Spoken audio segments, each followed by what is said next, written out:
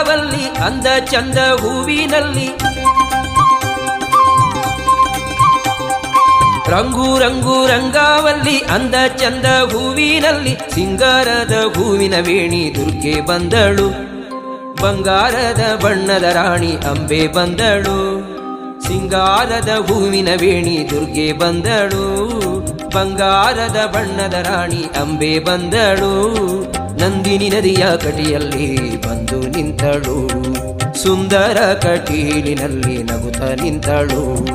Nandini